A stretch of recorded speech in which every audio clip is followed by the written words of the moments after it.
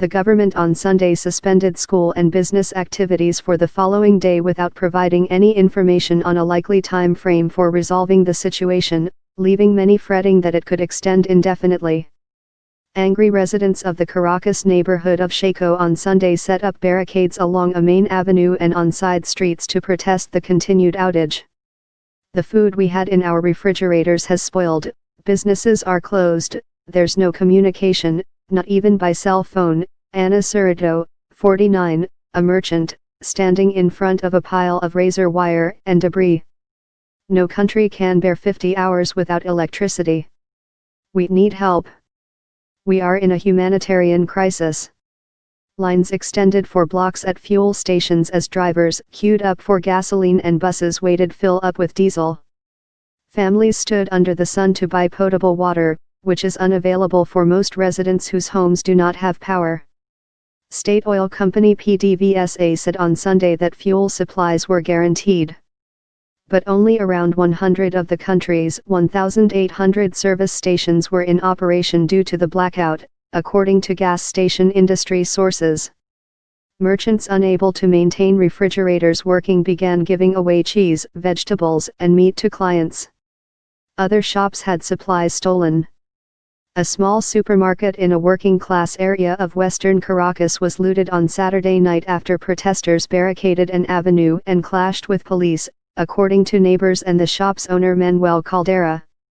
The air in the shop still reeked of tear gas from the night before, when police had fired canisters to disperse the looters. 2 employees were struggling to open protective steel doors that were damaged by the thieves.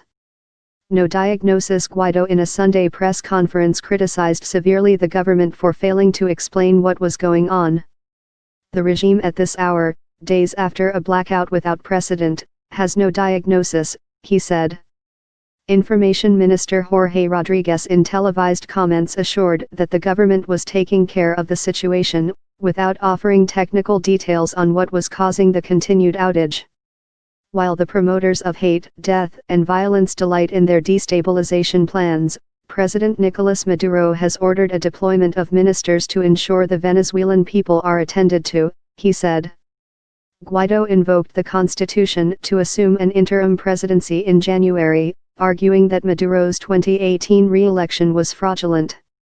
He has been recognized as Venezuela's legitimate leader by the United States and most Western countries, but Maduro retains control of the armed forces and state functions.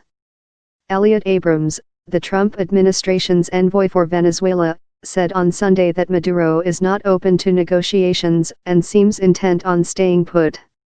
Speaking on U.S. broadcast network ABC's This Week, U.S. National Security Advisor John Bolton said Venezuela's military was having conversations with opposition legislators about what might come, how they might move to support the opposition.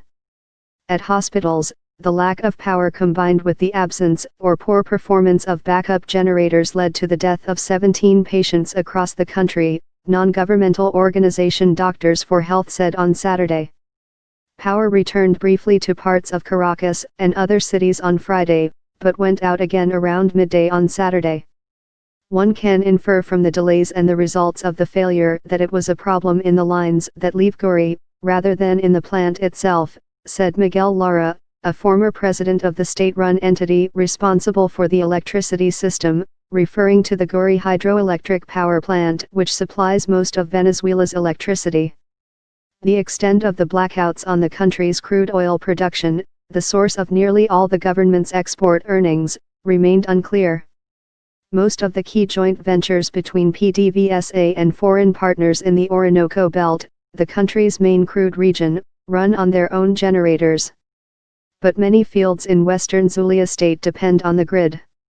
One source at a foreign company partnered with PDVSA in a joint venture said output was stable. PDVSA did not respond to multiple requests for comment.